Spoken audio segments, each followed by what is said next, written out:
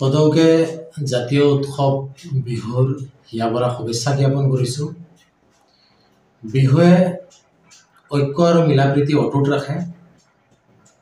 গতিকে আমি সদৌকে এই বিহুৰ জৰিয়তে শান্তি শৃংখলাৰ মাজেৰে যাতে বসবাস কৰিব পাৰে তাৰে কামনা কৰিছোঁ। অপশক্তি নিপাত যাওক আৰু শংকৰ ৰাজনৰ মিলনভূমিত আমি বিভিন্ন জাতি জনগোষ্ঠীৰ লোকেৰে গঠিত বৃহত্তৰ অসমীয়া জাতিৰ সকলো লোক শান্তি শৃংখলাৰ মাজেৰে মিলাপ্ৰীতিৰ মাজেৰে শংকৰ ৰাজনৰ মিলনভূমিত আমি যাতে জীয়াই থাকিব পাৰোঁ তাৰে কামনা কৰি বৃহত্তৰ অসমীয়া জাতি গঠন প্ৰক্ৰিয়াত সকলোৰে যাতে সমানে অৱদান থাকে আৰু অসমখনক আমি উচ্চ শিখৰত যাতে আগুৱাই নিব পাৰোঁ, উন্নয়নৰ দিশত আগুৱাই নিব পাৰোঁ তাৰে কামনা কৰি পুনৰবাৰ সদৌকে ভোগালী বিহুৰ হিয়াবৰা ওলগ যাচিলোঁ।